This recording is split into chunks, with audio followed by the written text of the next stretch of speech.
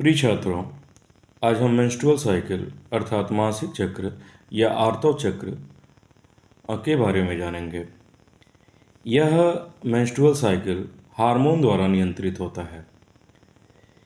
इसकी विभिन्न घटनाओं को आज हम क्या करेंगे, इस वीडियो के माध्यम से जानेंगे।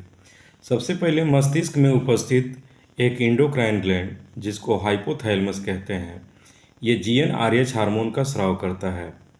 ये GnRH हार्मोन अग्र पिट्यूटरी यानी एंटीरियर पिट्यूटरी को प्रेरित करता है, जिससे एंटीरियर पिट्यूटरी दो हार्मोन जिसे LH और FSH कहते हैं, अर्थात ल्यूटिनाइजिंग हार्मोन और फॉलिकल स्टिमुलेटिंग हार्मोन कहते हैं, स्रावित करता है। इस LH और FSH का प्रभाव ओवरी पर पड़ता है और ओवरी के अंदर फॉलिकल का डेवलपमेंट शुरू हो जाता है, फॉलिकल का ग्रोथ शुरू हो जाता है और फाइनली ग्राफियन फॉलिकल जो है बन जाता है। फॉलिकल के निर्माण के कारण ही इस फेज को हम फॉलिकुलर फेज कहते हैं, जो मेंस्ट्रुएशन के 6वें से 13वें दिन के मध्य होता है।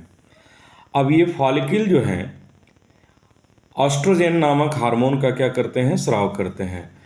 एस्ट्रोजन हार्मोन फॉलिकल को रप्चर कर देते हैं और इससे ओवम या सेकेंडरी oocyte जो है रिलीज होता है। तो फॉलिकल से ओवम का रिलीज होना ये ओवुलेटरी फेज कहलाता है और यह प्रक्रिया ओवुलेशन कहलाता है। यह ओवुलेशन की प्रक्रिया ठीक 14वें दिन के आसपास होती है।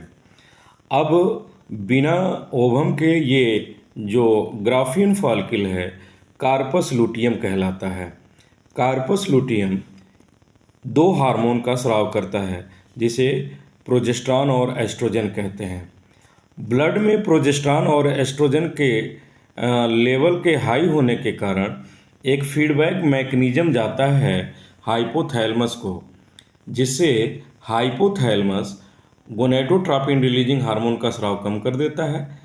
GnRH के स्राव कम होने के कारण पिट्यूटरी भी LH और FSH का स्राव कम कर देता है और फाइनली एस्ट्रोजन हार्मोन का भी स्राव क्या होता है, कम हो जाता है।